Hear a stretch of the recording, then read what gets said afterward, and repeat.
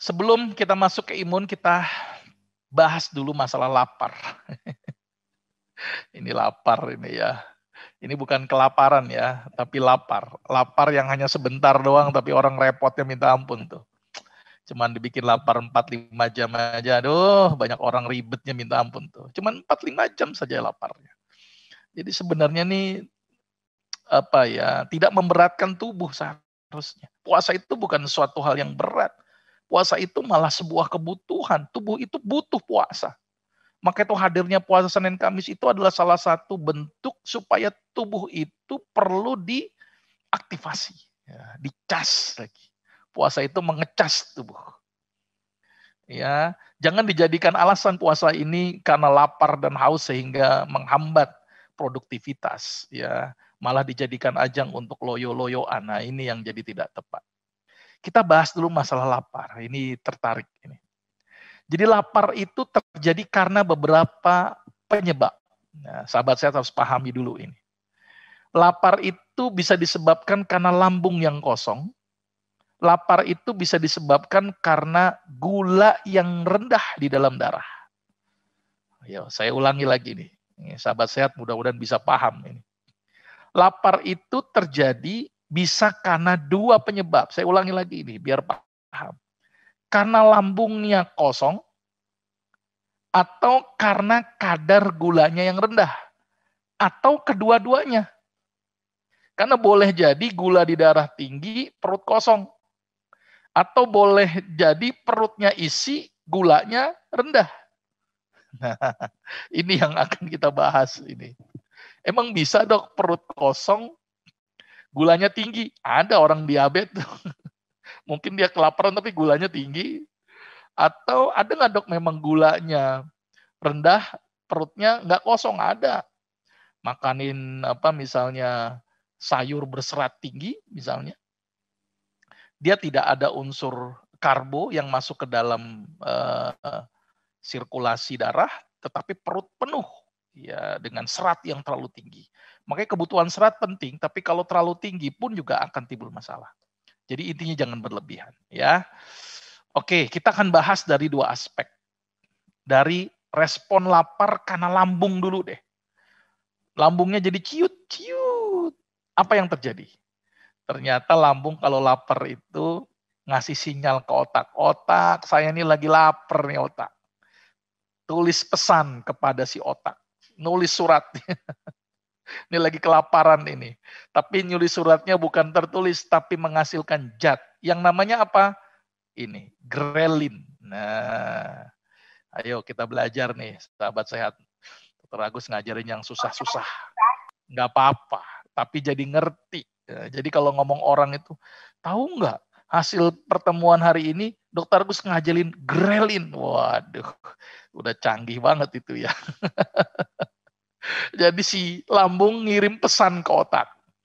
Otak, tolong dong ini perintahkan. Suruh mulutnya ngunyah, suruh nyari makanan. Matanya jeli dengan makanan, hidungnya diaktifis untuk mengendus-ngendus makanan. Suruh cari nih. Perintah ke otak. Karena otak merupakan pusat pengatur. Tangan bergerak, kaki bergerak kan instruksi dari otak. Ya kan? Bikin surat namanya grelin. Masuk ke otak. Tep. Di otak pun itu juga nggak langsung bertindak. Ngasih surat lagi yang namanya inian. NYP. Harusnya NPY ini ya. Tapi NYP juga nggak apa-apa. Ya. Yang benar itulah neuropeptide Y. Nah, ini udah ngapalin NYP aja deh. Jadi masuk dulu ke satpamnya. Sudah masuk ke pusat, surat itu masuk ke satpam dulu. Di satpam nanti kirim ke bagian sekretariat. Nah, namanya AGRP. Pusing-pusing, ini biarin aja ya. Dari sekretariat baru instruksi ke otak terjadi.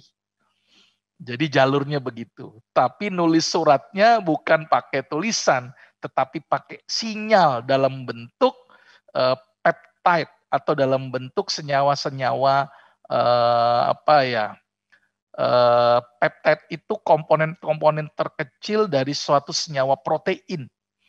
Jadi ngirim pesannya. Sehingga apa yang terjadi setelah otak itu dapat perintah, maka dilakukan aspek makan.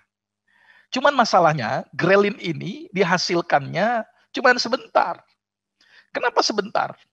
Ya, udah lapar, apa yang kita lakukan? Buru-buru nyari makan, kan begitu kan? Aduh, keroncongan nih nyari makan.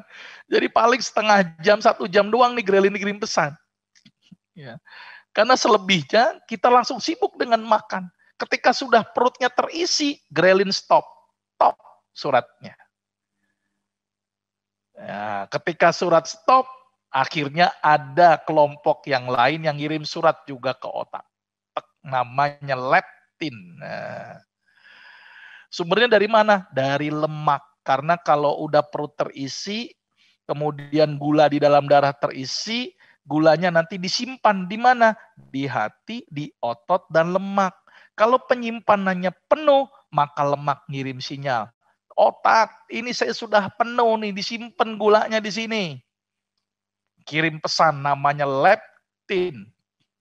Akhirnya dia timbul otak, sudah kenyang, stop nih mulut, stop nih tangan, stop nih kaki, gitu loh. Keluarlah leptin. Maka itu leptin itu disebut hormon kenyang. Grelin disebut hormon lapar. Nah, terus kenapa dok ada orang yang bisa gemuk? Padahal kan harusnya sinyal leptinnya stop untuk makan. Maka itu leptinnya jebol. Saking seringnya kenyang, ngirim suratnya, akhirnya bosan itu security itu. 5 surat dari leptin terus-terusan. Kita tuh banyak kenyangnya daripada banyak laparnya. Apa yang terjadi? Timbul yang namanya resistensi leptin. Leptin walaupun ngasih surat tapi nggak sampai kebaca di otak. Nggak kebaca di otak, nah itulah yang terjadi. Akibatnya makan terus-terusan.